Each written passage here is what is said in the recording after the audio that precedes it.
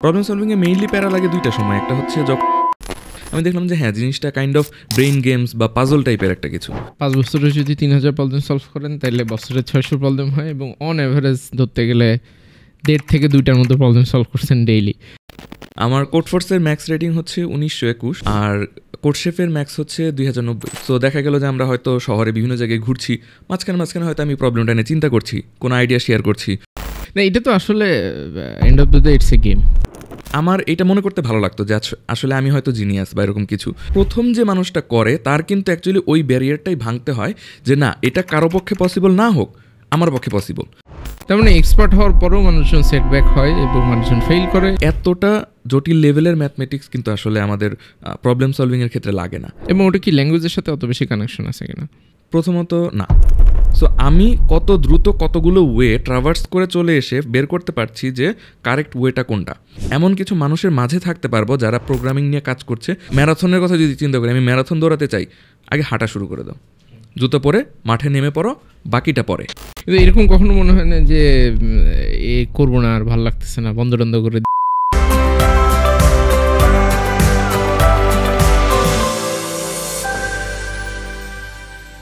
আজকে আমরা নাফিস ভাইয়ের সাথে একটু গল্প করার চেষ্টা করব। নাফিস ভাই আমাকে যেটা শেয়ার করলো যে 5 বছরের মতো সময়ে সে 3000-এর মতো প্রবলেম সলভ করছে এবং সে এখন বিকাশে সফটওয়্যার ইঞ্জিনিয়ার হিসেবে কাজ করে। বাট আমি আসলে যে জিনিসটা জানার চেষ্টা করবো নাফিস ভাই, এই যে মানুষজন যেটা হয় যে প্রবলেম সলভিং জিনিসটাকে মানে খুব প্যারা মনে করে এবং মনে করে যে এটা তো খুবই প্যাথেটিক জিনিস, এটা বিরক্তির জিনিস, এটা কি মানুষ করে বা এই টাইপের একটা ব্যাপার।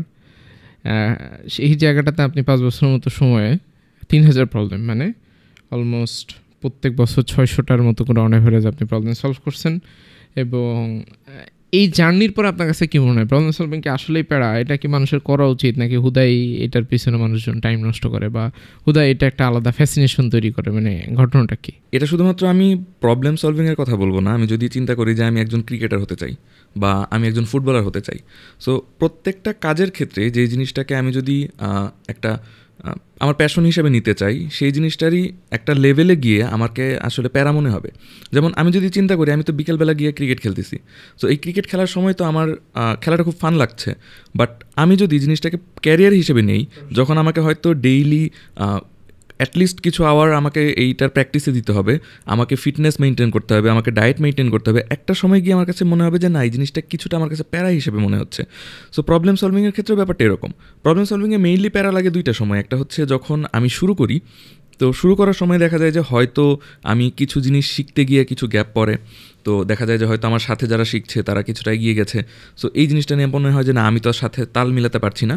আরেকটা সময় গিয়ে প্যারা মনে হয় যখন জিনিসটা মজা লাগার পরেও প্র্যাকটিস করতে করতে একটা সময় হয়তো কেউ একটা কন্টেস্টে যাচ্ছে বা কেউ এই জিনিসটার উপর বেস করে কোনো একটা রেজাল্ট দেখতে চাচ্ছে, তখন ওই কাঙ্ক্ষিত রেজাল্টটা যখন আসে না, তখন এই জিনিসটাকে প্যারা মনে হয়। সো আমি এই জিনিসটা শুরুতে কিছুটা ফেস করেছি এবং মাঝখানেও কিছুটা ফেস করেছি। সো আমার কাছে যেটা মনে হয়েছে আমার এক্সপিরিয়েন্সে, যে একটা জিনিস আমি যদি আমি যদি এই জিনিসটাতে বেস্ট হতে চাই বা এই জিনিসটাতে আমি যদি ভালো একটা রেজাল্ট পেতে চাই, তখনই আমার কাছে জিনিসটা প্যারা মনে হবে, কারণ সেটার জন্য আমাকে যে পরিশ্রমটা করতে হবে, ওই পরিশ্রমটা আসলে ফান না।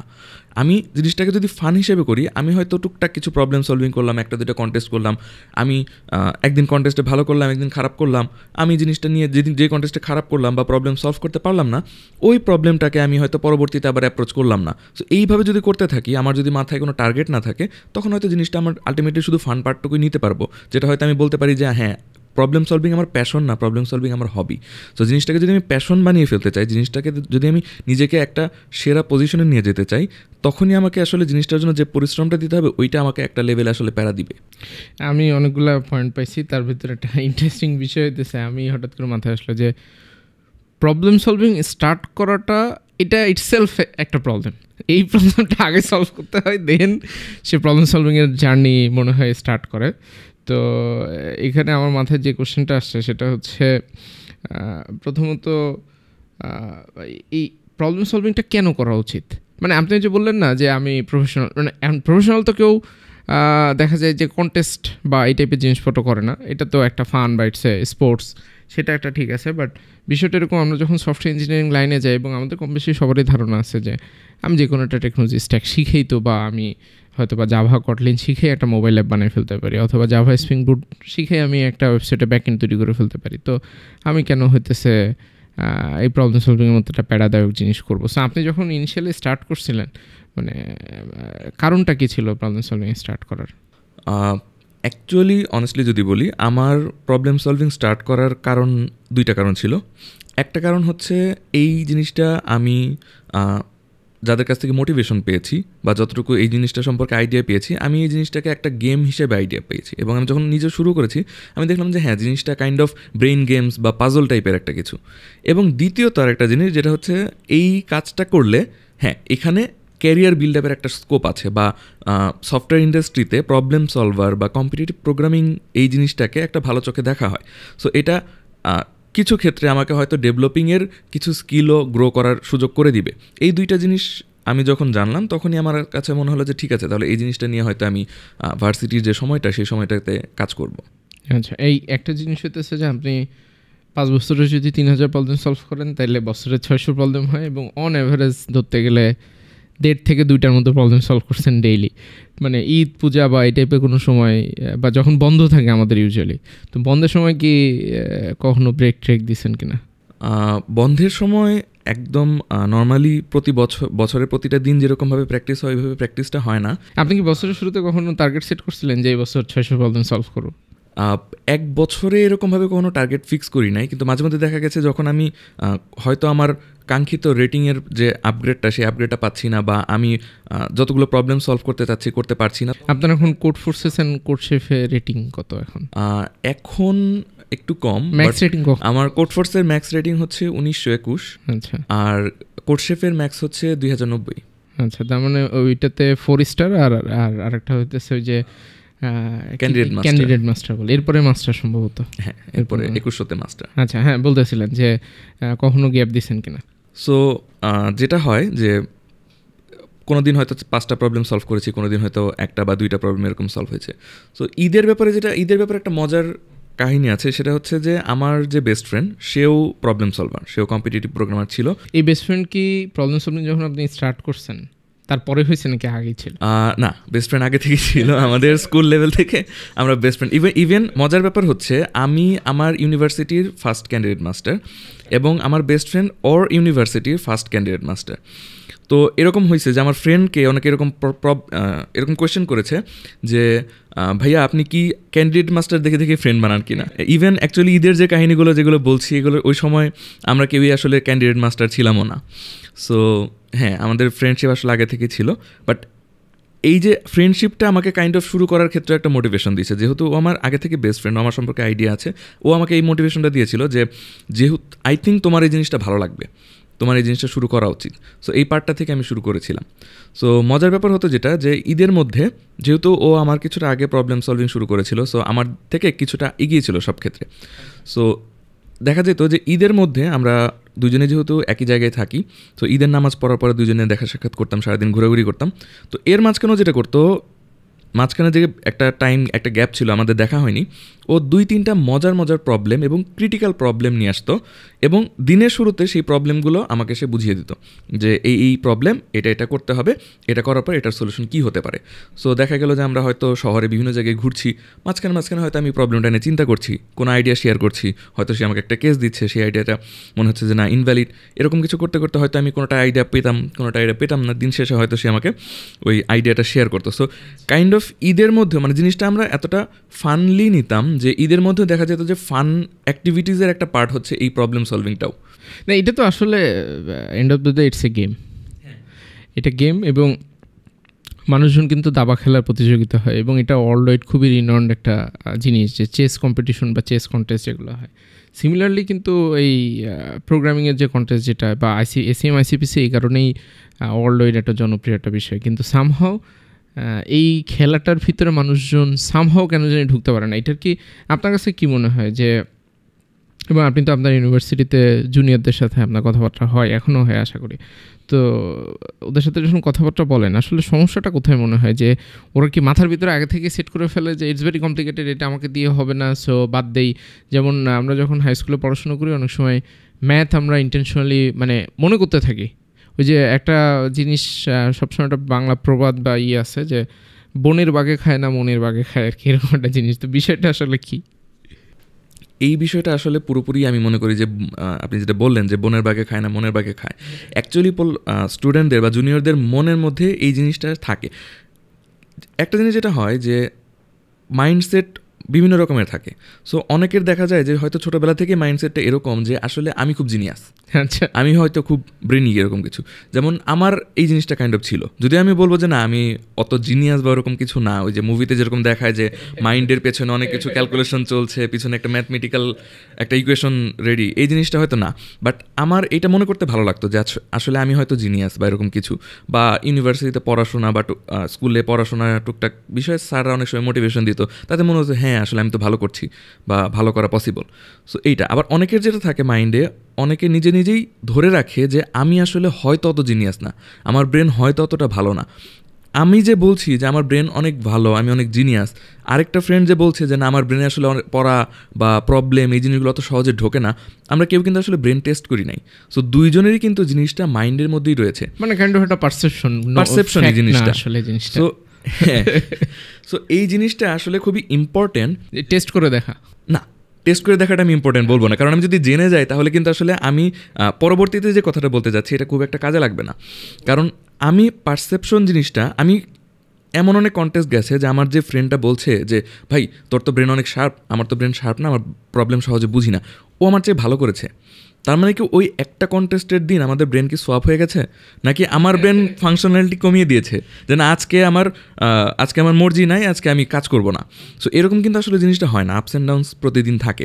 সো অ্যাকচুয়ালি যেটা হয় যে আমি যদি মাইন্ডে এই জিনিসটা চিন্তা করি যে আমি তো জিনিয়াস বা আমি শার্প, আমি যদি জিনিসটাকে কন্ট্রোলড ওয়েতে রাখি, ওভার কনফিডেন্ট আমি না হই, আমি যদি জিনিসটাকে মোটিভেশন হিসেবে নেই, মানে বিশ্বাসের জায়গাটাতে যদি রাখি যে আমি জিনিয়াস, আমি ভালো কিছু করা পসিবল, এইটা আমাকে ওই হতাশার মোমেন্টগুলোতে বা যে মোমেন্টগুলোতে আমি একটা ব্যারিয়ার ফেস করব, ওই মোমেন্টগুলোতে আমাকে মোটিভেশন দেবে যে না এই ব্যারিয়ারটা তো আমি ক্রস করতে পারবো। যেমন 1 মিনিট মাইল, এটা তো আমরা সবাই শুনছি যে 1 মিনিটের মধ্যে কেউ 1 মাইল, আমি এখানে প্যারামিটার একটু ভুল হতে পারে, বাট কাইন্ড অফ স্টোরিটা এরকম ছিল যে 1 মিনিটের মধ্যে 1 মাইল দূরত্ব বা এরকম একটা ডিস্টেন্স কেউ ক্রস করতে পারবে না লাইফে। অলরাইট, এরকম একটা গল্প ছিল। প্রথম যে পার্সন এই জিনিসটা কমপ্লিট করছে, সে যখন 1 মিনিটের মধ্যে করে ফেলছে, পরের বছরই 10-12 জন এই রেকর্ডটা ভেঙে ফেলছে। সো এই যে বিষয়টা যে মানুষের মাইন্ডে জিনিসটা কাজ করছে যে আমি তো এটা করতে পারবো না বা এটা কারো পক্ষেই পসিবল না, সো এই জিনিসটা মাইন্ডে ঢুকিয়ে ফেললে আসলে আজীবন কেউ করতে পারবে না। যখন কেউ একজন করে ফেলে এবং প্রথম যে মানুষটা করে তার কিন্তু অ্যাকচুয়ালি ওই ব্যারিয়ারটাই ভাঙতে হয় যে না এটা কারো পক্ষে পসিবল না হোক, আমার পক্ষে পসিবল। সো এই জিনিসটা মানুষকে এইরকম ব্যারিয়ারগুলো ব্রেক করতে হেল্প করে। আর আমি যদি নিজের মাইন্ডে, যেমন অনেক সময় যেটা হয় যে আমরা ফুটবল ম্যাচে এরকম হতে পারে বা ওয়ার্ল্ড কাপে বা এরকম বিভিন্ন জায়গায় কিন্তু আমরা দেখেছি এই জিনিসগুলো, যেহেতু এগুলো অনেক বেশি পপুলার, আমরা কিন্তু দেখেছি যে এমন একটা আন্ডারডগ টিম একটা ওয়ার্ল্ড কাপ উইনিং টিমকেও কিন্তু হারিয়ে দিচ্ছে। সো এই হারিয়ে দিচ্ছে, আমরা যদি খেয়াল করে দেখি যে এই টিমটার ওই ম্যাচের আগের মোটিভেশনটা কেমন ছিল, তারা চিন্তা করছিল যে হ্যাঁ আমরা যাই হোক, টিম শক্ত হোক দুর্বল হোক, আমরা এদের এগেনস্টে নিজের বেস্টটা দিয়ে আমরা খেলবো, আমরা জিতি বা হারি, হয়তো আমরা হারবো, হারাটাই হয়তো স্বাভাবিক, বাট আমরা আমাদের বেস্টটা দিয়ে খেলবো। এই যে একটা উইনিং মাইন্ডসেট যে আমি আমার সেরাটা দিব, রেজাল্ট যাই হোক, এটাই কিন্তু তাদেরকে ওই জিততে হেল্প করেছিল। তারা যদি চিন্তা করতো যে না আমরা তো হয়তো আর্জেন্টিনার এগেনস্টে খেলছি, ব্রাজিলের এগেনস্টে খেলছি, এত স্টার প্লেয়ার, আমাদের হয়তো কেউ চিনেই না, আমাদের দেশের নামই হয়তো কেউ শুনে নাই, সো ওই মাইন্ডসেট নিয়েই যদি কেউ খেলা শুরু করে, আলটিমেটলি যদি অপোনেন্ট টিম খুবই খারাপ খেলে, ধরলাম অপোনেন্ট টিমের প্রত্যেকটা প্লেয়ারই অসুস্থ, সো এরকম একটা লাক ফেভার করে গেছে, স্টিল দেখা যাবে যে এই টিমটা হয়তো হেরে গেছে। সো আমাদের অ্যাকচুয়ালি সবসময়ই মাইন্ডসেটের দিক থেকে রেডি থাকাটা খুব জরুরি, যে রেজাল্ট কিন্তু আসলে কন্টিনিউয়াস প্রসেস না, যা আমাদের যে প্র্যাকটিস বলি বা আমাদের যে এফোর্টটা বলি, এফোর্টটা কিন্তু কন্টিনিউয়াস একটা প্রসেস, রেজাল্ট হচ্ছে ওই প্রসেসের মাঝে একটা মাইলস্টোন। একটা মাইলস্টোন পাওয়ার পরে আমি যদি একটা রাস্তা চিন্তা করি 10 কিলোমিটার আমাকে যেতে হবে, আমি যদি 10 কিলোমিটার চোখ বন্ধ করে হাঁটা শুরু করি, আমার কাছে অনেক দূর মনে হতে পারে, কিন্তু আমি যদি চিন্তা করি আমি 1 কিলোমিটার যাব, এরপরেরটা আমি পরে দেখব। সো আমি যখন 1 কিলোমিটারের যে মাইলস্টোনটা দেখলাম, সেই মাইলস্টোনটা দেখার পরে আমার পরবর্তী মনে হবে ঠিক আছে এরপর তো আমার 2 লাগবে।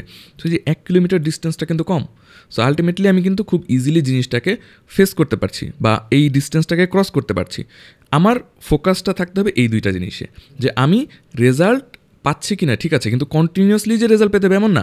যেমন আমি যদি 1 কিলোমিটার পরও মাইলস্টোন পাই, এই 1 কিলোমিটারের মাঝখানে কিন্তু আমাকে কোনো মাইলস্টোন ছাড়াই রাস্তাটা ক্রস করতে হয়েছে। সো এফোর্টটা আমাকে এভাবে কন্টিনিউয়াসলি দিয়ে যেতে হবে।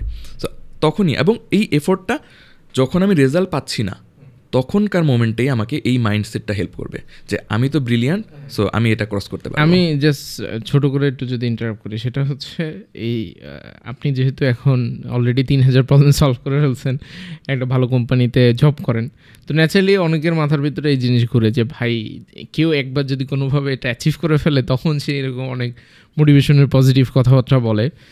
আর এবং অনেকের ধারণা যে সাকসেসফুল হয় তার লাইফে মনে হয় কোনো ওইরকম সেটব্যাক ছিল না, সে কখনোই প্যারা খায় নাই, তার হয়তো বা প্রবলেমটা সলভ করতে যে বিরক্ত হয়ে গেছে যে না দৌড়ে এসব করবোই না, ছেড়ে দেই।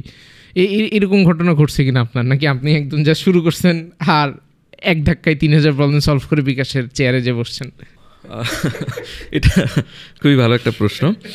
সো হ্যাঁ, এই জিনিসটা অ্যাকচুয়ালি ট্রু, এটা সবাই মনে করে যে একজন মোটিভেশনাল স্পিকারদের দেখে কিন্তু আমরা এটাই চিন্তা করি যে আরে ভাই তুমি তো এত কোটি কোটি টাকার বিজনেস আছে তোমার, তুমি তো এই জিনিসটা স্টেজে দাঁড়ায় বলতেই পারবা, কিন্তু আমার জায়গায় তুমি আসো তাহলে তুমি বুঝতে পারবা যে জিনিসটা আসলে কতটা কষ্ট। সো অ্যাকচুয়ালি আমি যখন শুরু করেছি, আমি যদি শুরুর স্টোরি কিছুটা বলি, আমি যখন শুরু করেছি তখন আপনি কি ইউনিভার্সিটির আগেই প্রবলেম সলভ করছেন? না, ইউনিভার্সিটির আগে আমার প্রবলেম সলভিং বা কম্পিটিটিভ প্রোগ্রামিং এই জিনিসটা সম্পর্কে খুব বেশি আইডিয়া ছিল না। আমি অ্যাকচুয়ালি জিনিসটা সম্পর্কে পরিচিত হয়েছি ইউনিভার্সিটিতে অ্যাকচুয়ালি ক্লাস শুরুর কিছুদিন আগে। আমি যে বললাম আমার বেস্ট ফ্রেন্ড, সে আমাকে একটা বই দিয়েছিল, সুবিন স্যারের যে বইটা আমরা সাধারণত সবাই ফলো করি, হাতে খড়ি, প্রোগ্রামিংয়ে হাতে খড়ি, ওই বইটা ফলো করে আমি কিছুটা টুকটাক দেখলাম যে ল্যাপটপে কিছুটা কোড করতে পারছি, রেজাল্ট পাচ্ছি। সো ইউনিভার্সিটিতে ঢোকার পরে যখন দেখলাম যে সিনিয়ররা বললো যে আমরা এরকম ক্লাস নিব তোমাদের, যারা একদম বিগিনিয়ার লেভেলে কিছুটা ক্লাস নিব। আমি ওই ক্লাসে পার্টিসিপেট করলাম, তারপর কিছু কন্টেস্ট পার্টিসিপেট করলাম, দেখলাম যে আমি মোটামুটি ব্যাচে অ্যাভারেজ একটা পজিশনে আসি। সো আস্তে আস্তে কিছুটা ইমপ্রুভ করলাম। তারপরে আমি এই পার্টটাতে আমি খুব ক্যাজুয়ালি কাজ করছি, যে ক্লাস করছি, টুকটাক কাজ করছি, খুব বেশি প্যাশনেটেড না। প্যাশনেটেড ফিল করছি আমি যখন প্রথম আইইউপিসি পার্টিসিপেট করলাম। সো এটা ছিল স্টেট ইউনিভার্সিটির একটা কন্টেস্ট। এই কন্টেস্টে আমার সাথে টিমমেট ছিল আমার সিনিয়র 2 ভাই। সো তারা ওই কন্টেস্টের আগে কতদিন প্রিপারেশন নিয়েছিলেন? ওই কন্টেস্টের আগে আমি খুব বেশি প্রিপারেশন নিয়েছিলাম না, কারণ আমি যে বললাম যে ক্যাজুয়াল প্র্যাকটিসের মধ্যে, ওইটার মধ্যেই সো টুকটাক কিছুটা ভালো করছি। সো দেখলাম যে সিনিয়ররা কয়েকজনকে সুযোগ দিল আইইউপিসি পার্টিসিপেট করার, তো তার মধ্যে সুযোগ পেয়ে গেলাম। তো সুযোগ পাওয়ার পরে কন্টেস্টে গেলাম। ওই কন্টেস্টে আমার প্রবলেম সলভ ছিল 0। সো আমাদের সিনিয়র টিমমেট যারা, তারা 2টা প্রবলেম সলভ করলো। সো আমি বসে বসে আশেপাশে দেখছি, তো যেহেতু আমার ক্যাপাসিটি শেষ, মোটামুটি প্রবলেম কয়েকটা পড়ে টোরে। টিমের সাথে গেছিলেন তো? হ্যাঁ। সো 2টা প্রবলেম তো ইজি, যে 2টা প্রবলেম ছিল টিমমেট 2জন সলভ করে ফেললো। সো তারপরে প্রবলেমগুলো তারাও পারছে না। সো আমি পরে দেখলাম প্রবলেমই বুঝতে হয়তো প্রবলেম ফেস করতেছি। সো এবং আশেপাশে দেখছি যে কন্টেস্টে যেটা হয় যে আপনার যে কয়টা ম্যাক্সিমাম জায়গায় যেটা হয় যে কয়টা প্রবলেম সলভ করেছেন বেলুন ফুটাই। সো আমাদের এখানে 2টা বেলুন দিয়ে দেওয়া। তো আমি দেখছি যে সামনে একটা টিমে 5টা বেলুন, এইদিকে একটা টিমে 4টা বেলুন, 3টা বেলুন, এরকম। সো মনে হচ্ছে যে সবাই কত প্রোগ্রেস করে ফেলছে, সবাই কত ভালো ভালো প্রবলেম সলভ করতেছে, আমি পারতেছি না। ইভেন এই জায়গায় আমার কন্ট্রিবিউশন অ্যাকচুয়ালি 0। আমাদের যে টিমে 2টা বেলুন, তার মধ্যে আমার কন্ট্রিবিউশন 0। সো ওই সময় আমাকে কিছুটা নিজেকে ব্রেনের দিক থেকে গরিব মনে হয়েছে। অ্যাকচুয়ালি এদের মাঝখানে আমি বিলং করি না। সো এখানে কাইন্ড অফ আরেকটা যেটা লেগেছিল আমার কাছে, এই জায়গাটাকে ব্যাটল ফিল্ডের মতো মনে হচ্ছিল, যে আমার এখানে হয়তো সাউন্ড নাই, সব হয়তো টুকটাক ফিসফাস এরকম কিছু সাউন্ড চলছে, খসখস সাউন্ড, কেউ খাতায় লিখছে, কেউ হয়তো হাঁটাহাঁটি করছে, বাট মনে হচ্ছে যে সাইলেন্ট একটা ওয়ার্ড চলতেছে, গোলাগুলি, মাইন্ডে গোলাগুলি চলতেছে। সো আমার এই জিনিসটা খুবই মেসমারাইজিং লাগছিল, এবং আমি চিন্তা করেছি যে এই জায়গায় আমি আসবো এবং নেক্সট টাইম আমি এখানে বিলং করতে চাই। 1-2টা অ্যাটলিস্ট একটা লেভেলে আমি প্রবলেম সলভ করতে চাই, যাতে আমি এখানে এসে আমার নিজেকে ব্রেনের দিক থেকে গরিব না লাগে বা ডোন্ট বিলং এরকম না লাগে। সো এটা এরপরে মোটামুটি তখন একটু প্যাশনেটেডলি প্র্যাকটিস শুরু করলাম। সো এর রেজাল্ট হিসেবে বলবো যে এটাতে আমি পরবর্তীতে কোডফোর্সে এক্সপার্ট হলাম। স্যাডলি যে দিন রাতে আমি কোডফোর্সের কন্টেস্টে এক্সপার্ট হলাম, পরের দিন আমাদের একটা রিজিওনালে প্রিলিমিনারি ছিল। সো সেই প্রিলিমিনারি কন্টেস্টে 50 পেনাল্টির জন্য আমরা যেতে পারলাম না। 2টা স্লট ছিল, আমাদের টিম ছিল 3rd। সো একই সাথে প্রথম দিন খুবই হ্যাপি, পরের দিন ভেরি স্যাড, অল্পের জন্য, খুবই অল্পের জন্য, এবং কাইন্ড অফ আমার কিছুটা মিস্টেক ছিল। তার মানে এক্সপার্ট হওয়ার পরেও মানুষজন সেটব্যাক হয় এবং মানুষজন ফেল। পরের দিনে আমি একটা সেটব্যাক পেলাম এবং আমি এতটা ডিপ্রেস ছিলাম, আমি তখন চিন্তা করলাম যে না, এমনভাবে প্র্যাকটিস করবো যাতে আমি একা কন্টেস্ট করলেও যাতে ইউনিভার্সিটিতে টপ করতে পারি।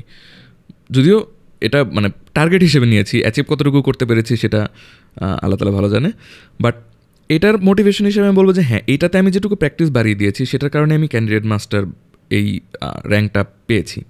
সো এইরকমভাবে প্রত্যেকটা পয়েন্টে আসলে এই বেশ কিছু সেটব্যাক এরকম আমার লাইফে ছিল। কিন্তু এরকম কখনো মনে হয় না যে এ করবো না, আর ভালো লাগতেছে না, বন্ধ টন্ধ করে দিয়ে বিদায় নেই, এরকম? হ্যাঁ, মেইনলি আইইউপিসিগুলোর ক্ষেত্রে যেটা মনে হতো যে অনেকদিন পরপর হচ্ছে, হয়তো এক্সপিরিয়েন্সের অভাব এরকম কিছু, কিন্তু কোড ফোর্সের যে কন্টেস্টটা হয়, অনলাইন কন্টেস্ট তো মোটামুটি রেগুলারই। হ্যাঁ, এটা কিন্তু রেগুলারই হয়। সো এইটাতে যেটা হয় যে প্রতিনিয়ত একটা আপস অ্যান্ড ডাউনস থাকে। সো অনেক সময় আপনি হয়তো একটা দুটো কন্টেস্ট খারাপ করলে মানা যায়, সো আপনি একটা প্রোগ্রেসের মধ্যে আছেন। অনেক সময় একটা জায়গাতে যে আটকায় যায়, যেমন 1200-র পরে মানুষজন অনেকে আটকায় যায়, এটা একটা হয়। অনেক সময় যেটা হয়, আপনি হয়তো 1400 বা 1500 পার করে ফেলেছেন, 1600 আপনার টার্গেট, 1500 পরে হঠাৎ করে আপনি 1200-তে নেমে আসলেন। সো এই জিনিসগুলো আপনাকে একটা ধাক্কা দেয়। সো এই জিনিসটা যদি কন্টিনিউয়াসলি হতে থাকে, আপনি চিন্তা করেন আচ্ছা 1600 থেকে 1200-তে নামছি, পরের কন্টেস্টে আবার 1600-তে উঠে যাব, পরের কন্টেস্টেও হলো না, তারপরে কন্টেস্টে হলো না, একটা সময় আপনি আস্তে আস্তে আমি এরকম এমনও হয়েছে যে একটা কন্টেস্টে আমি দেখলাম যে আমি 2টা প্রবলেম সলভ করেছি, 3 নাম্বারটা পারছি না। আমার কোড ফোর্সে একটা অনেক সময় কিছু ব্রাউজারে আপনার এক্সটেনশন পাওয়া যায় যেটাতে আপনার প্রেডিকশন দেখায়। সো আমি দেখলাম আমার -100 সামথিং দেখাচ্ছে। সো আমি খুবই ফ্রাস্ট্রেটেড, হতাশ, যে কন্টেস্টে আমি আমার টার্গেট ছিল আমি এই র্যাঙ্কে যাব, আমি আরও মাইনাস খাচ্ছি 100-150, আরও পিছিয়ে যাচ্ছি, আরও 2-3 কন্টেস্ট আমার ভালো করা লাগবে। আমি ল্যাপটপ বন্ধ করে চলে গেছি, আচ্ছা যে আজকে কন্টেস্ট করবো না, আজকে কন্টেস্ট করলে মানে প্রচণ্ড ফ্রাস্ট্রেটেড। সো ল্যাপটপ বন্ধ করে আমি বসে আছি, বসে আমি চিন্তা করতেছি আচ্ছা এই ল্যাপটপটা তো বন্ধ, স্টিল তো আমি মাইনাস তো খাবোই। সো এখন হয়তো 1 ঘন্টার সময় কন্টেস্ট বাকি আছে, এই 1 ঘন্টার সময় আমি বসে বসে টাইম নষ্ট করার চাইতে আমি বসে প্রবলেম পড়ি। তো আমি এই চিন্তা করে প্রবলেম পড়লাম যে যেহেতু 3র্ডটাই হচ্ছে না, আমি 4র্থটা পড়ি। 4র্থটা পরে দেখলাম আইডিয়া পেলাম, আইডিয়া পাওয়ার পরে সলভ করলাম, অ্যাকসেপ্ট হলো, একটু ভালো লাগলো, এরপরে হয়তো আরেকটা প্রবলেম, এরকম করে লাস্টে ওই কন্টেস্টটাতে দেখি আমি যেখানে 100 সামথিং আমি মাইনাস দেখাচ্ছিল, সেই কন্টেস্টে ফাইনালি আমি হয়তো 5 বা 10 প্লাস পেয়েছি, যেটা খুব বেশি প্লাস না, আমার টার্গেট হতে ছিল 40-50 প্লাস পাওয়া। বাট আমি যেটা করেছি সেটা হচ্ছে যে এই কন্টেস্টটাতে কিন্তু সারভাইভ করলাম। সো আমাদের এইরকম কিছু কন্টেস্ট যাবে যে কন্টেস্টে খুব বেশি রেটিং বাড়বে, অনেক বেশি রেটিং বাড়বে, কোনো কন্টেস্টে অনেক বেশি কমবে, কিছু কন্টেস্ট যাবে সারভাইভিং। সো আমার মাইন্ডসেটটা এভাবে গ্রো করতে হবে যে ঠিক আছে আমি মাইনাস তো অনেক সময় যেটা হয় ওই যে রেটিংটা সেইটার মধ্যে মাইন্ডটা খুব বেশি এনট্যাঙ্গলড হয়ে যায়, যে রেটিং এটার উপর ডিপ্রেশন বা মুড ডিপেন্ড করে, আগের দিন কন্টেস্ট কেমন হয়েছে তার উপর ডিপেন্ড করে পরের দিন মুড খারাপ বা মুড ভালো এটা হয়। সো ওই জিনিসটা না করে ঠিক আছে রেটিং কমছে সমস্যা নেই, আমি পরের প্রবলেমটা পড়ি, বা একটা কন্টেস্টে মাইনাস খেয়েছি আমি আপসলভ করি, এভাবে আসলে জিনিসগুলোকে হ্যান্ডেল করা উচিত। আপনি কি কখনো গেম খেলছেন? হ্যাঁ, গেম খেলেছি। কি মোবাইলে নাকি পিসিতে? মোবাইলে, পিসিতে, দুটোতেই। আচ্ছা, গেমিংয়েরও কিন্তু কন্টেস্ট হয়। হ্যাঁ, এবং মজার বিষয় হচ্ছে যে কোনো ইউনিভার্সিটিতে যখন সিএস ফেস্ট বা সিএসই ফেস্ট বা আইটি ফেস্ট হয়, সেখানে একটা খুব ক্রেজের জিনিস থাকে হইতেছে যে গেমিং কন্টেস্ট।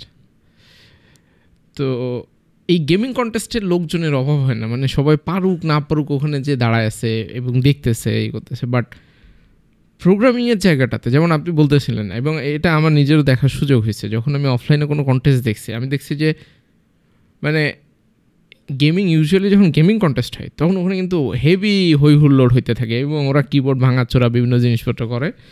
বাট প্রোগ্রামিংয়ের কন্টেস্টে ধরেন ভাঙাচোরার তো কিছু নাই আর কি, খুব ঠান্ডাভাবে, মানে মনে হইতেছে যে ওরা খুবই বিপদের মধ্যে আছে এবং ঠান্ডা ওয়েতে, এই যে একটা ব্যাটেল ফিল্ডের মতো জিনিস। এখন গেমিংয়ের জিনিসটাতে মানে দুইটার লাইফ সাইকেল কিন্তু সেম, আপনি একটার পর একটা লেভেল ক্রস করতে চান এবং সেখানে কিছু অবস্ট্রাকল থাকে, সেই অবস্ট্রাকলগুলো আপনি ভাঙেন অ্যান্ড দেন আপনি সামনের লেভেলে আপলিফ্ট করেন। আর যখন কন্টেস্ট হয় তখন সবাই মিলে কোনো একটা নির্দিষ্ট সময়ের ভিতরে কিছু অবস্ট্রাকলগুলোকে পার করে একটা সাকসেসের দিকে যাইতে হয়। এখন মূল ঘটনা হইতেছে যে গেমিংয়ের সময় মানুষের এত এক্সাইটমেন্ট থাকে, যদিও গেমিংয়ের বিষয়টা এরকম না যে গেমিংয়ে সবাই সাকসেসফুল হয়, গেমিংও কিন্তু ফেইল হয়, কারণ গেমিংয়ের কন্টেস্টে সবাই তো উইনার হয়ে যাচ্ছে না। তাইলে প্রোগ্রামিংয়ের ক্ষেত্রেও সিমিলার জিনিস, বাট এটা নিয়ে মানুষজন আসলে কেন ওই এক্সাইটমেন্টটা প্রোগ্রামিং বা প্রবলেম সলভিংয়ের ভিতরে খুঁজে পায় না? আপনার কি মনে হয়? কম্পিটিটিভ প্রোগ্রামিং এবং গেমিংয়ের যে কথাটা আপনি বললেন, এটার সাথে কিন্তু খুব ভালোভাবে যায় যে পড়াশোনা এবং খেলাধুলা। যে ক্লাসে ধরেন সায়েন্স ফেস্টের কথা যদি চিন্তা করি, যে একটা স্কুলে সায়েন্স ফেস্ট হবে, সেখানে যে পরিমাণ পার্টিসিপেট আমরা পাবো, তার চাইতে কিন্তু অনেক বেশি পার্টিসিপেট পাওয়া যায় স্কুলের যে স্পোর্টস ইভেন্টগুলো হয়, অ্যানুয়াল স্পোর্টস। এই জিনিসগুলোর মধ্যে দেখা যায় যে মানুষ সাইকোলজিক্যালি পড়াশোনা বা এই টাইপের জিনিসে যত এফোর্ট দিতে পারে, তার চাইতে আমি হয়তো অল্প খুব কিছু মুভমেন্টে কোনো একটা রেজাল্ট পাচ্ছি, এই জিনিসটা মানুষকে আরও বেশি আনন্দ দেয়। এটা আমার কাছে মনে হয় যে বিশ্বাসের বিষয়। মানুষজন ভাবে যে অ্যানুয়াল স্পোর্টসটা মনে হয় অনেক ইজি, দৌড়ানোটা 100 মিটার দৌড়ানো বা 1 কিলো দৌড়ানো খুব বেশি কঠিন কিছু না, এটা জাস্ট আমি দৌড়াবো এবং I will win the game. But এক্সামের ক্ষেত্রে, একাডেমিক পড়াশোনাতে মানুষজনের মাথার ভিতরে একটা জিনিস থাকে যে আমি যদি অনেক পড়ি তাও মনে হয় ফেল করবো, বা তাও মনে হয় একটা প্রবলেম আমি পারবো না সলভ। বিষয়টা কি এরকম? এটাও একটা রিজন হতে পারে। সো দুইটা পার্টি থাকে। সো গেমিংয়ের ক্ষেত্রে দেখা যাবে যে আমি হয়তো জয়স্টিক মুভ করে, যেমন আমি হয়তো ফিফা খেলছি, সো জয়স্টিক মুভ করি, আমি একটা প্লেয়ার মুভ করাতে পারছি, এই জিনিসটা একটা ফান হিসেবে কাজ করছে। আমি হয়তো একটা শট দিলাম, গোল হলো। সো এই জিনিসগুলো একটা ফান হিসেবে, যতটুকু মানে ছোটো ছোটো পার্টগুলো যেরকমভাবে ফান হিসেবে কাজ করে, মানে ইনস্ট্যান্ট আমি ভিজুয়ালি দেখতে পাই। হ্যাঁ, ভিজুয়ালি দেখতে পাচ্ছি। বিশেষ করে এই জিনিসটা খুব ভালো একটা পয়েন্ট বলেছেন, ভিজুয়ালি দেখতে পাচ্ছি। প্রবলেম সলভিংয়ে কিন্তু আমরা খুব বেশি ভিজুয়ালটা পাই না, দেখতে পাই না। সর্বোচ্চ আমরা যে জিনিসটা পাই সেটা হচ্ছে যে গ্রিন অ্যাকসেপ্টেড, সেই গ্রিনটা, এই জিনিসটা যে স্যাটিসফ্যাকশন দেয়। সো এই জিনিসটা আমাকে কি করতে হচ্ছে, আমাকে শুরুতে একটা বোরিং, একটা যদিও বোরিং বলছি, কিছু ক্ষেত্রে হয়তো স্টোরিটা ইন্টারেস্টিং থাকে বা পড়তে ইন্টারেস্টিং লাগে, বাট মোস্ট কেসে কিন্তু একটা টেক্সট পড়ে দেখতে হয় আমাকে। এই টেক্সটটা পড়ে আমাকে বুঝতে হয় যে কি প্রবলেমটা বললো, সৃজনশীল প্রশ্নের উদ্দীপকের মতো। সো উদ্দীপকটা পড়ে দেখতে হয়। এরপরে আমার হচ্ছে এরপরে পার্টটা একটু ফান থাকে, যে আচ্ছা চিন্তা করছি, ঠিক আছে, মাথায় হয়তো কিছু জিনিস মিলানোর ট্রাই করছি, এই পার্টটা ফান থাকে। এই পার্টটা করার পরে বাকি পার্ট যেটা কোডিং, এই পার্টটা কিন্তু আবার কিছুটা বোরিং। সো আমাকে হয়তো কোড লিখতে হচ্ছে, ডিবাগিং তো আরও বোরিং। কোড লিখলাম, সাবমিট দিলাম, রং অ্যান্সার। কেন রং অ্যান্সার এখন খুঁজে বের করা। সো ওভারঅল আলটিমেটলি এত পরিশ্রম করে আমার হচ্ছে শুধুমাত্র এই অ্যাকসেপ্টেডটা পাচ্ছি। আবার এটার পেছনে কিন্তু আমাকে পড়াশোনাও করতে হচ্ছে, নতুন নতুন অ্যালগোরিদম শিখতে হচ্ছে বা কিছু সূত্র শিখতে হচ্ছে। ওভারঅল এই জিনিসগুলো পড়াশোনা কিছুটা করা লাগছে। যেটা আমি যদি গেমিংয়ের ক্ষেত্রে বলি, গেমিংয়ের ক্ষেত্রে হয়তো আমার শুধুমাত্র পড়াশোনা বলতে গেলে হয়তো মুভমেন্টগুলো আমার শেখা লাগে, এবং কিছু টিপস অ্যান্ড ট্রিক্স, এই জিনিসগুলো।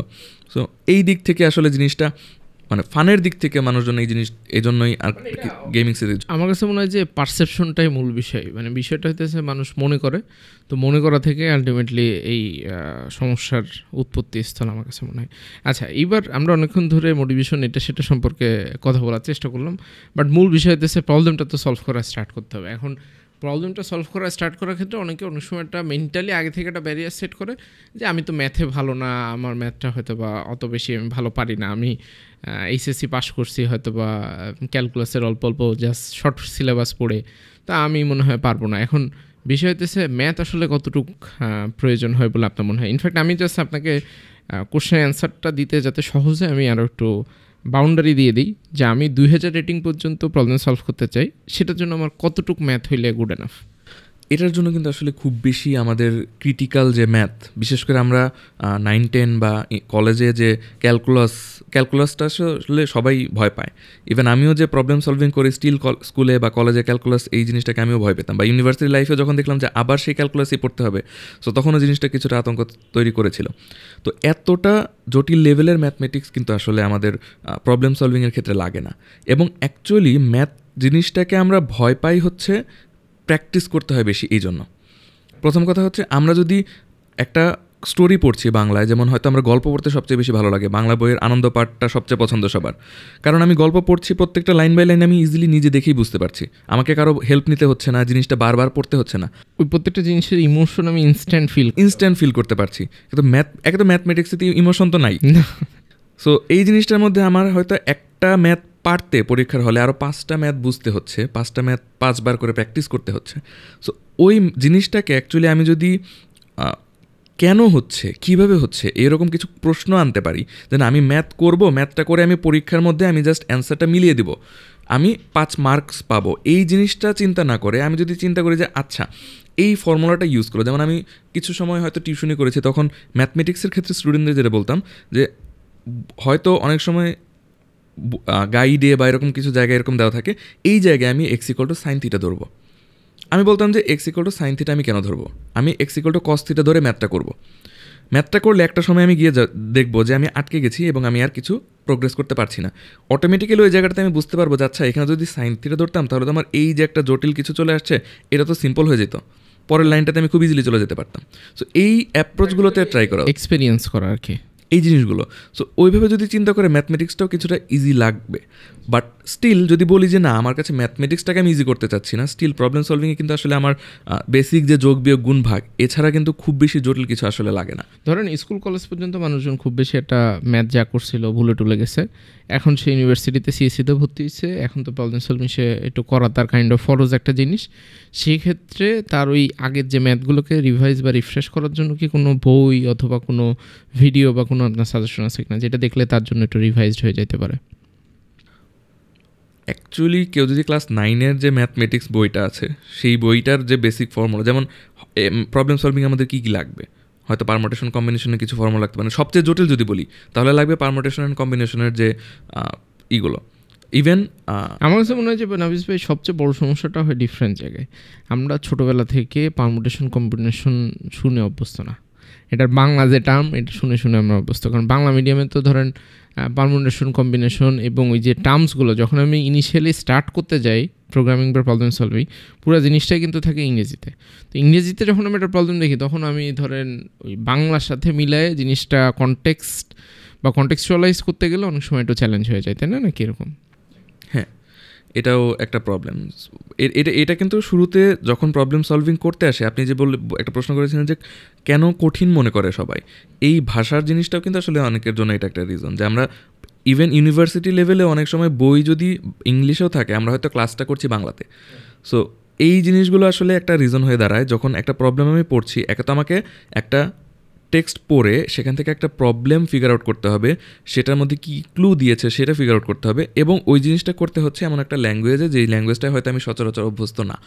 সো তখন আসলে এই যে প্রবলেমটা অনেকেই ফেস করতে পারে যে অ্যাকচুয়ালি জিনিসটা খুবই কঠিন লাগে।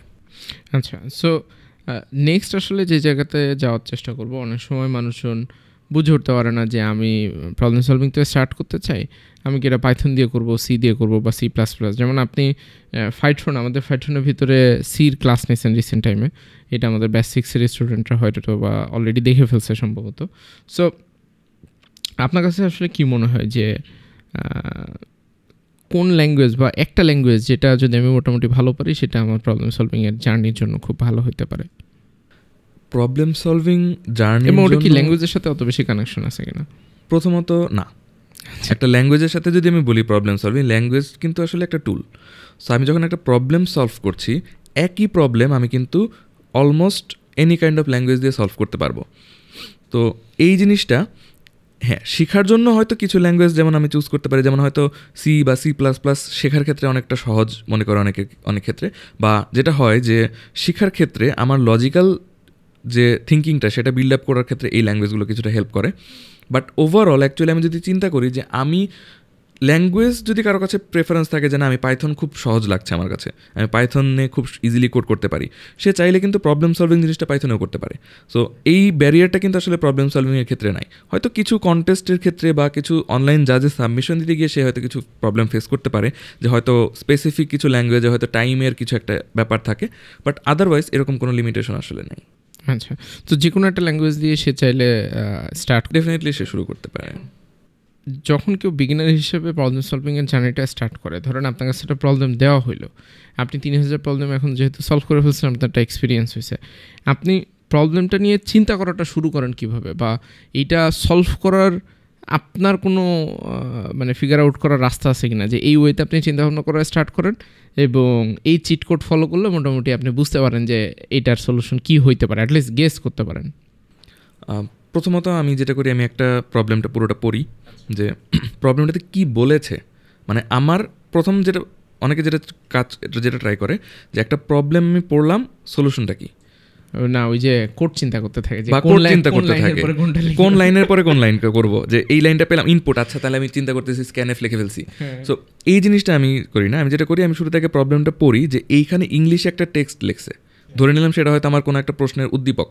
সো এই পার্টটা আমি বুঝলাম কিনা, লাইন বাই লাইন কি বলছে, কি করতে হবে, কি করছে, হয়তো অ্যালিস আছে, হয়তো বব আছে, কে কি করলো। সো প্রত্যেকটা জিনিস আমি বুঝলাম। সো আমি এখানে প্রবলেমটাতে কি বলেছে এটা বুঝলাম। এরপর আমার কাজ হচ্ছে এখান থেকে কোনো কিছু ক্লু বের করতে পারি কিনা, কোনো ম্যাথমেটিক্যাল ফর্মুলা এটার মধ্যে আছে কিনা সেটা, এরকম কিছু আছে কিনা, বা কোনো একটা জিনিস বলে দিচ্ছে যে এই কাজটা কেউ করতে পারবে না, বা হয়তো মুভমেন্টের ক্ষেত্রে বলে দিল সে ডান দিকে যেতে পারবে না বা বাম দিকে যেতে পারবে না, এরকম কিছু হিডেন ক্লু দেওয়া থাকে। সো এরপরে যেটা চিন্তা করতে থাকি যে আচ্ছা এই কাজটা আমাকে যদি কেউ দেয়, যেমন হয়তো কোনো একটা প্রবলেম দিল, সেই প্রবলেমের 2টা নাম্বার দেওয়া থাকবে, কিছু একটা করে সেটা হয়তো টেক্সটে বলা, আমাকে রেজাল্টটা বের করতে হবে। আমি দেখব এই 2টা নাম্বার আমাকে যদি দেয় আমি হাতে কলমে বের করতে পারবো কিনা। প্রবলেম সলভিংয়ের সময় খাতা কলম নিয়ে বসা হচ্ছে। অবশ্যই খাতা কলমে আমি জিনিসটা এই 2টা নাম্বার থেকে কোনোভাবে বের করতে পারি কিনা। যদি বের করতে পারি এরপর আমি চিন্তা করব এই যে আমি কাজটা করলাম সেইটা আমি কোডে কিভাবে রিপ্রেজেন্ট করব। আমি মাথায় বা হাতে কলমে যে কাজটা করলাম এটাকে কোডে কিভাবে আমি রিপ্রেজেন্ট করতে পারি। তার পরবর্তীতে দেখব যে আচ্ছা এখন আমার কাজ যেটা, যেহেতু আমরা সাধারণত এই প্রবলেমগুলো সলভ করি অনলাইন জাজে সাবমিট দেওয়ার জন্য, ওখানে কিছু লিমিট থাকে, যেমন হয়তো টাইমের ক্ষেত্রে লিমিট থাকে বা মেমোরি লিমিট, এরকম কিছু লিমিট থাকে। সো তখন আমাকে দেখতে হবে যে আচ্ছা আমি যে কোডটা লিখছি সেটার আসলে টাইম কমপ্লেক্সিটি কত হবে। তো তখন আমি আসলে যেটা নিয়ে চিন্তা করব, আচ্ছা এটা হয়তো অনেক বেশি টাইম কমপ্লেক্সিটি চলে যাচ্ছে, সো এটাকে আমি কীভাবে কমাতে পারি।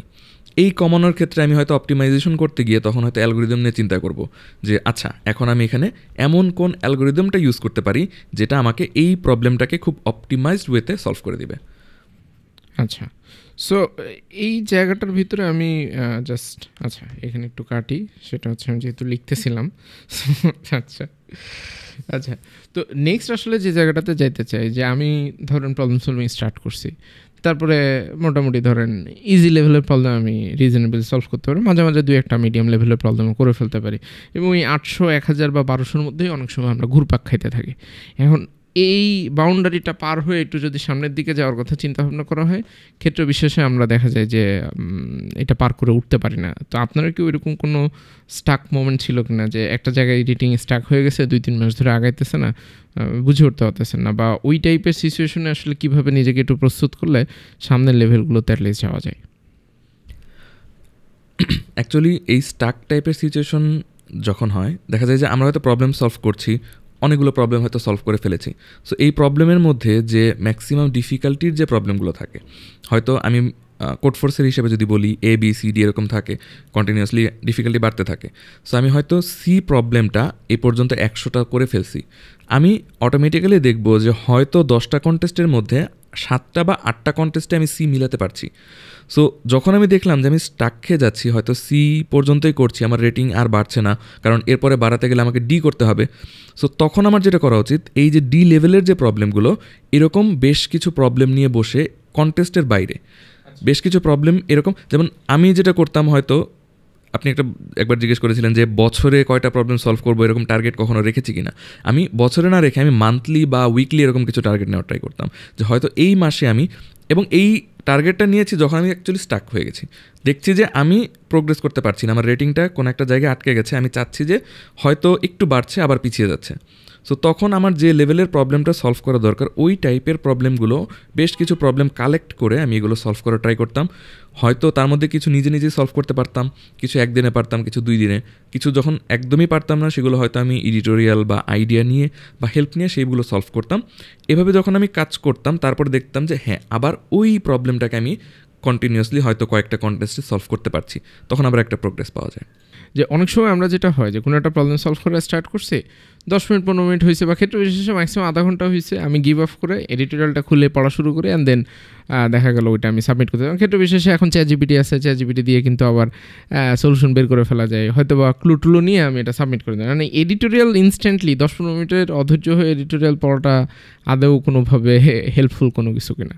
না, অ্যাকচুয়ালি যদি আমরা এখানে টাইমটা চিন্তা করি যে 10-15 মিনিট বা 30 মিনিট, সো এক্ষেত্রে কিন্তু একজন যদি এই টাইমের মধ্যেই সে এডিটোরিয়াল দেখে ফেলে, তাহলে কিন্তু সে তার লজিক্যাল যে থিঙ্কিং সেটা কিন্তু সে বিল্ড আপ করতে পারবে না। মানে ফান্ডামেন্টালি যে কারণে আমরা প্রবলেম সলভিং করি আর কি। হ্যাঁ, অ্যাকচুয়ালি সো আমার একটা প্রবলেম পড়ার পরে আমি আইডিয়া নাই পেতে পারি, বাট আমি কিন্তু একটা হিন্ট আসতে পারে আমার মাথায় যে আচ্ছা এই কাজটা করলে কি এই সলিউশনটা আসবে কিনা, বা এই কাজটা করলে মিলবে কিনা। অনেক সময় যেটা হয় যে আমরা ওই কাজটা ধরে শাখা প্রশাখা গজাতে জানি না, যে এটা আমি হয়তো এই রাস্তা বাম দিকের একটা রাস্তা দিয়ে চলে গেলাম, হয়তো মিলল না, আমি হয়তো আরেকটা রাস্তা পেলাম, সেই রাস্তা দিয়ে খুঁজলাম। এই যে শাখা প্রশাখা বিল্ড আপ করতে পারছি, যেমন আমি এটার ক্ষেত্রে যেটা একটা এক্সাম্পল দিতে পারি, যেটা চেসের ক্ষেত্রে যেটা হয়, অনেকে যদি চেস খেলে থাকে, চেসের ক্ষেত্রে যেটা হয় যে অনেক সময় আমরা দেখি অনেকে 2-3টা মুভ পরে গিয়ে প্ল্যান করছে, যে অ্যাকচুয়ালি সে মুভ করছে মনে হচ্ছে র্যান্ডমলি, বাট 2-3 মুভ পরে সে এমন একটা পজিশনে ফেলে দিয়েছে অপোনেন্টকে যে সে মুভ করতে পারছে না আর, বা সে স্টাক হয়ে গেছে। সো এই যে প্ল্যানিংটা সে করলো 2-3 মুভ, তার কিন্তু শাখা প্রশাখা গজানো লাগছে, যে আমি যদি একটা গুটি কোনো একটা স্পেসিফিক ঘরে দেই তাহলে কী কী হতে পারে, অন্য ঘরে দিলে কী কী হতে পারে। এই জিনিসটা একজন যত ভালোভাবে করতে পারে বা যত অল্প টাইমে করতে পারে, সে কিন্তু তত ভালো দাবারও হয়ে যায়। রাইট, সেম জিনিসটা কিন্তু প্রবলেম সলভিংয়ের ক্ষেত্রেও। আমি একটা প্রবলেম সলভ করার ক্ষেত্রে 100টা ওয়ে থাকতে পারে, তার মধ্যে 50টা ওয়ে থাকতে পারে যেগুলো ভুল, তার মধ্যে হয়তো 50টা ওয়ে থাকতে পারে যেগুলো কারেক্ট। সো আমি কত দ্রুত কতগুলো ওয়ে ট্রাভার্স করে চলে এসে বের করতে পারছি যে কারেক্ট ওয়েটা কোনটা। সো এটার জন্য কিন্তু আমার কিছুটা সময় দিতে হবে। আমি কিন্তু 10 মিনিট, 20 মিনিট বা 30 মিনিটে, অনেক সময় 2 দিনেও আমি এই জিনিসটা নাও পেতে পারি। 2 দিন বলছি অবশ্যই প্র্যাকটিসের ক্ষেত্রে, কন্টেস্টের ক্ষেত্রে তো আলাদা কেস, টাইম বাউন্ড থাকে।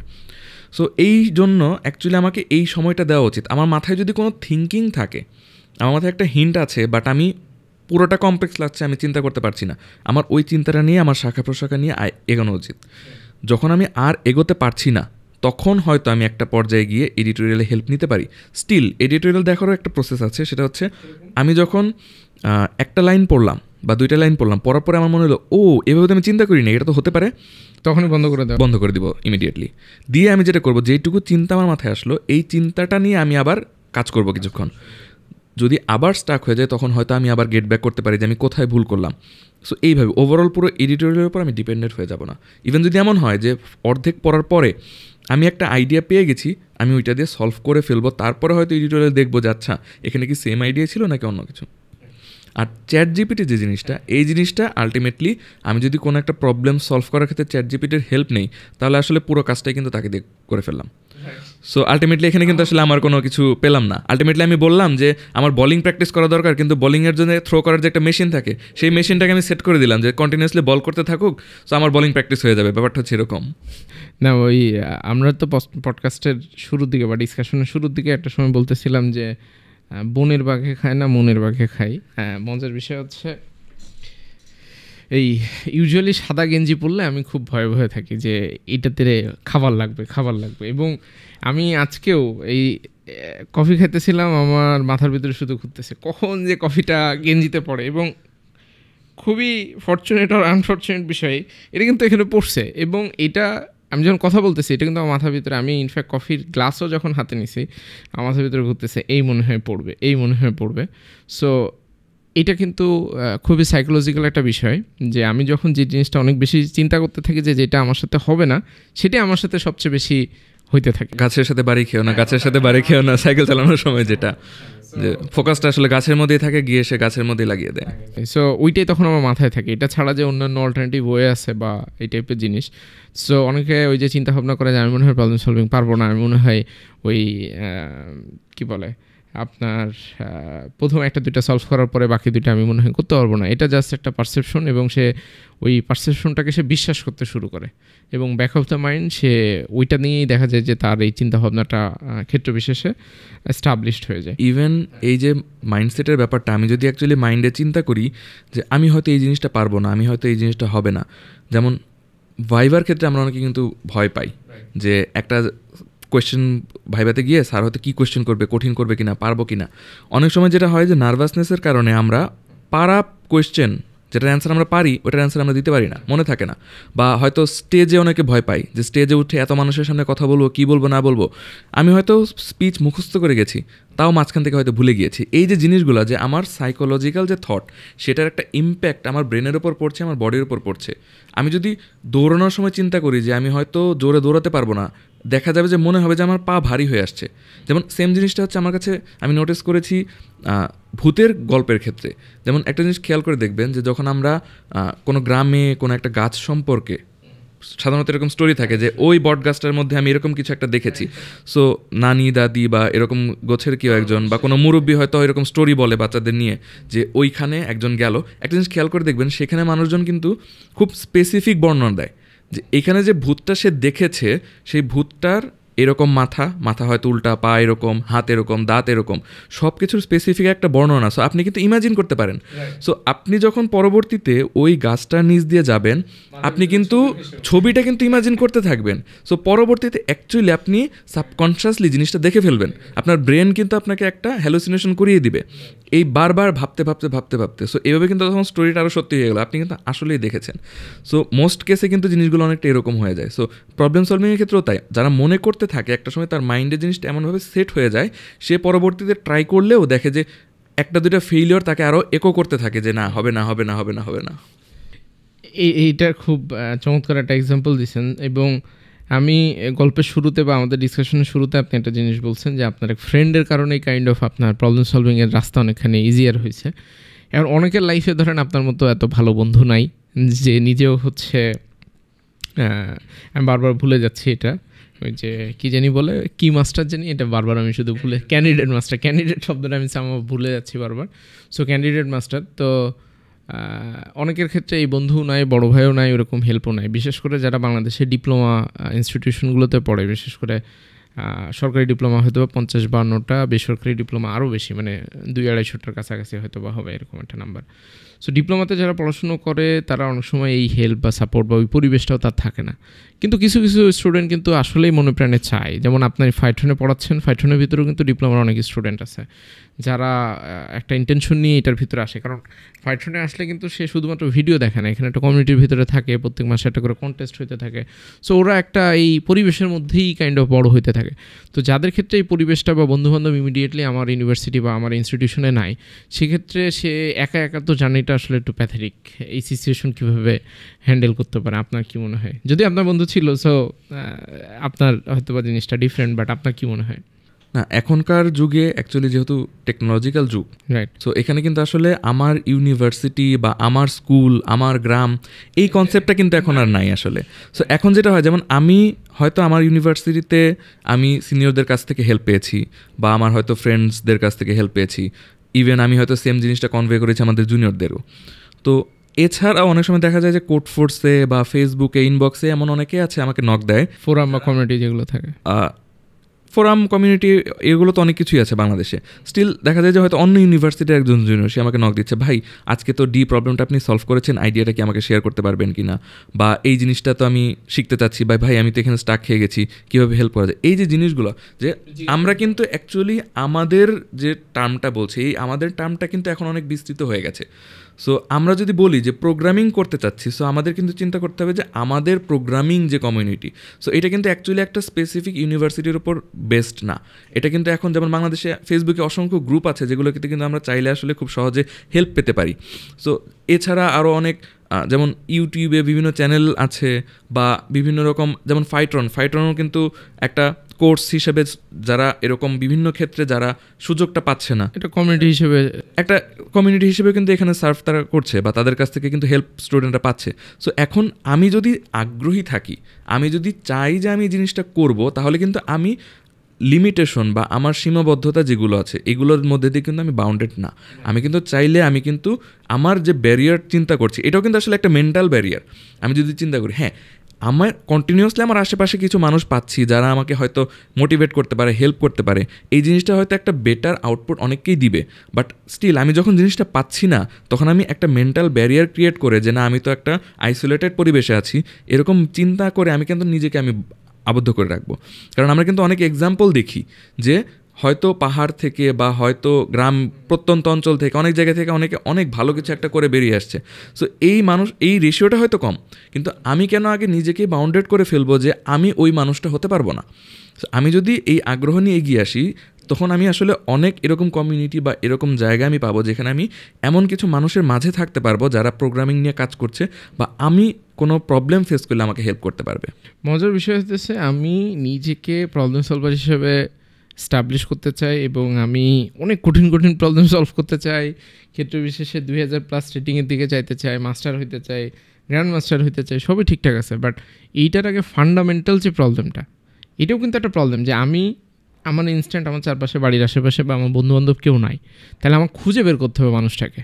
এটাও কিন্তু একটা মূল প্রবলেম। এবং এটা দিয়ে যদি সে তার জার্নিটা স্টার্ট করে যে আমি কার কাছ থেকে হেল্প নিব, এটা আমি ইন্টারনেটে ফেসবুকে ঘাটাঘাটি করবো, কোনো একটা ফোরাম বা এটা সেটা মানুষজনের কাছে যে জিজ্ঞাসা করবো, এবং ওইটা দিয়ে কিন্তু তার ফার্স্ট প্রবলেম সলভিংটা আমার মনে হয় যে স্টার্ট হবে। And then over the time সে বিভিন্ন ধরনের প্রবলেম যখন সলভ করবে তখন তো তার স্কিলটা অবশ্যই আমার মনে হয় যে গ্রো করা পসিবল।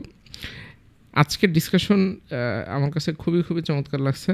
আমি ডিসকাশন হয়তো বা শেষের দিকে চলে আসছি, বাট লাস্ট একটা কোশ্চেন আমি একটু করতে চাই যে এতক্ষণ ধরে আমরা অনেক জ্ঞানমূলক কথাবার্তা বলছি, বাট এই যে বিগত 5 বছরের মতো সময় বা 6 বছর বা 7 বছর আপনি যতদিন ধরে প্রবলেম সলভিং করেন, প্রবলেম সলভিং করার অবস্থায় কি বিষয়টা এরকম ছিল যে আপনি দিন দুনিয়া থেকে পুরোপুরি ডিটাচ ছিলেন, আপনি কখনো বন্ধুবান্ধবের সাথে আড্ডা দেন নাই, কখনো ফেসবুক চালান নাই, ইউটিউব চালান নাই, মানে পুরো পৃথিবী থেকে কি অন্য কোনো গ্রহে বা অন্য কোনো জগতে ছিলেন কিনা?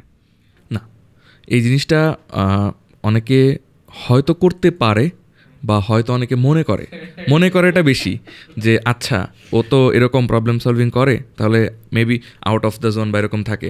বা অনেকের হয়তো অনেক বিশেষ করে এই কমিউনিটিতে অনেককেই হয়তো অনেকে একটু নার্ড বা এই টাইপের চিন্তা করে যে এই পাবলিক তো সে সবসময় হয়তো প্রবলেম সলভিং বা এটা নিয়েই থাকে। বাট আলটিমেটলি এই জিনিসটা না। দেখা যায় যে যেমন আমি পার্সোনালি আমি ইউনিভার্সিটিতে সিআর ছিলাম, তারপর আমি ফুটবল খেলেছি, ক্রিকেট খেলি। সো ওভারঅল ফ্রেন্ডদের সাথে আড্ডা যেগুলো ইউনিভার্সিটিতে, এগুলো মোটামুটি সব কিছুই করি। এবং অ্যাকচুয়ালি যেমন ইউনিভার্সিটির ক্ষেত্রে একটা এক্সাম্পল যদি দেই, খুবই কমন একটা এক্সাম্পল, সেটা হচ্ছে সবাই হয়তো এই জিনিসটার সাথে পরিচিত।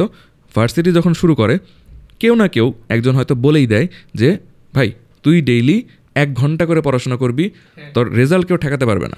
কোনো না কোনো সিনিয়র বা হয়তো ফ্যামিলি কেউ একজন এই জিনিসটা বলে। আমিও পার্সোনালি এই জিনিসটা শুনছি এবং অবভিয়াসলি আমার কাছেও জিনিসটা মনে হয়েছে যে 1 ঘন্টা তো কোনো ব্যাপারই না। এখন আমি জানি যে আমি যদি 30 মিনিট করে ডেইলি সময় দিতাম পড়াশোনার ক্ষেত্রে, হয়তো একাডেমিক্যালি রেজাল্ট আরও অনেক বেশি ভালো করা পসিবল ছিল। সো প্রত্যেকটা ক্ষেত্রেই আমি যদি এরকমভাবে চিন্তা করি, হ্যাঁ একটা টাইম হয়তো আমি দিতে পারি যে এই উইকটা হয়তো আমি খুব হার্ড ওয়ার্ক করব, বাট ওভারঅল পুরো ইয়ার জুড়ে বা 5 বছর 6 বছর যতটুকুই আমরা কন্টিনিউয়াসলি প্র্যাকটিস করি না কেন, ওই লেভেলে আসলে প্রয়োজন পড়ে না যে আমি আসলে সব কিছু ছেড়ে ছুড়ে আলাদা হয়ে আমাকে জিনিসটা করতে হবে। আমি কিন্তু আসলে সব কিছুর মাঝখান থেকে সময়গুলো বের করে বা আমি যত বেশি আমি ইউটিলাইজ করতে পারবো টাইমে, আমি অবশ্যই তত ভালো রেজাল্ট পাবো। বাট আলটিমেটলি আমাকে লাইফের সব কিছু বাদ দিয়ে কিন্তু এই জিনিসটা করতে হবে না।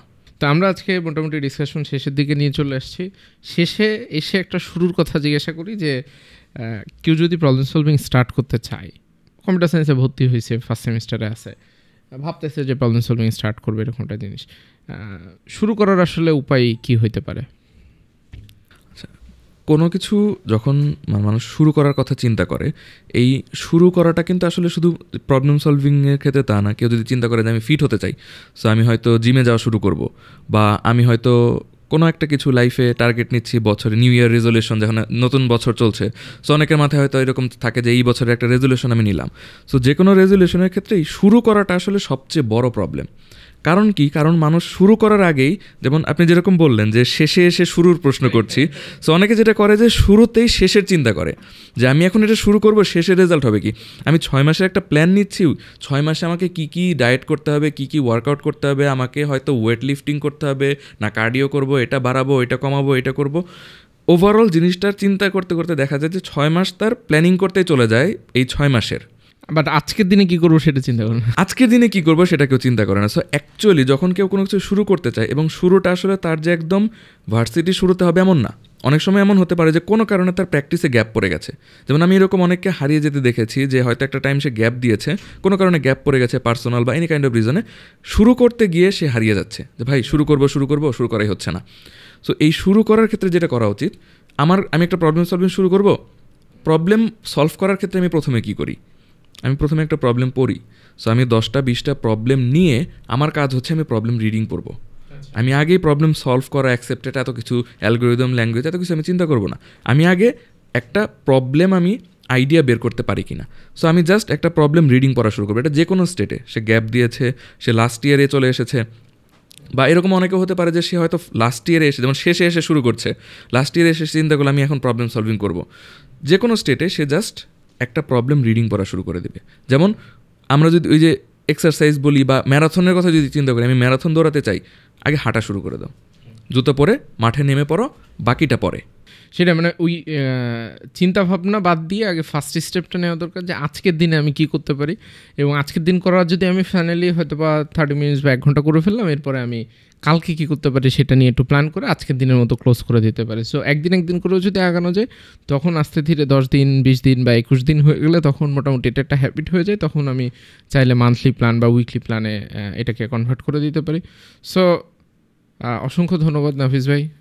আমি প্রথমত হচ্ছে আজকের ডিসকাশনটা খুবই এনজয় করছি, এই কারণে যে এই টাইপের কথাবার্তা ন্যাচারালি আমার কাজের কারণে কম বেশি শুনতেই থাকতে হয়, বাট আজকের কথাবার্তা শুনে আমার কাছে পার্সোনালি আমি খুব মানে এনজয় করছি, পুরো জিনিসটা খুবই মজা লাগছে সব মিলে। এবং আমার মনে হয় যারা অডিয়েন্স তোমরা আছো, তোমাদের কাছেও খুবই চমৎকার লাগছে। সো তোমাদের উদ্দেশ্যে জাস্ট একটাই রিকোয়েস্ট যে আজকের ডিসকাশনটা প্রবলেম সলভিং করতেছো না, অ্যাবসলিউটলি ফাইন, কোনো সমস্যা নেই, কিন্তু ডিসকাশনটা অ্যাটলিস্ট টপ টু বটম পুরোটা দেখার চেষ্টা করে, একটু বোঝার চেষ্টা করে, একটু চিন্তা ভাবনা করে দেখতে পারো, এবং এখান থেকে তুমি কি শিখছো 3টা পয়েন্ট আকারে তুমি কমেন্টের ভিতরে দিয়ে দিতে পারো। কমেন্টের ভিতরে দিলে যে সুবিধাটা হবে যে তুমি তোমার আজকের ডিসকাশন থেকে কি লার্নিং হয়েছে, এমন না যে আজকের এই ডিসকাশন শুনে তুমি কোড ফোর্সেসে মাস্টার লেভেলে চলে যাবা, 2000+ রেটিংয়ের প্রবলেম সলভ করো, বিষয়টা এরকম না, বাট অ্যাটলিস্ট স্টার্টিং করার জন্য তুমি কিছু ক্লু পাবা, তুমি চিন্তা ভাবনা করার কিছু আমার কাছে মনে হয় যে তোমার তৈরি হবে, সো ধারণা তৈরি হবে। সো আলটিমেটলি তুমি পয়েন্টগুলো লিখে দিতে পারো, এখান থেকে সেরা পয়েন্ট বা সেরা কমেন্ট যে লিখবে একজনকে আমরা ফাইটনের পক্ষ থেকে হয়তো বা গিফট দেওয়ার চেষ্টা করবো। আজকে ডিসকাশন এখানেই শেষ করবো, শেষে নাফিস ভাই যদি কিছু বলতে চান। বলার মধ্যে তো যদি যারা এরকম মানে যে কোয়েশ্চেনগুলো আপনি করলেন, এরকম প্রবলেমে যারা আছে, আশা করি তারা কিছুটা হয়তো এখান থেকে আইডিয়া পাবে, বা হয়তো যারা এই যে শুরু করার যে ব্যাপারগুলো, এই ব্যাপারগুলোতে প্রবলেম ফেস করছে, তারা হয়তো শুরু করতে পারবে, বা হয়তো একটা কন্টিনিউয়াসলি একটা জার্নিতে থ্রু আউটে যে আপস অ্যান্ড ডাউনসগুলোতে, সেগুলোতে হয়তো আমার এক্সপিরিয়েন্স থেকে যতটুকু আমি শেয়ার করতে পেরেছি সেগুলো হয়তো তাদের কাজে লাগবে। আর ধন্যবাদ আমাকে ইনভাইট করার জন্য।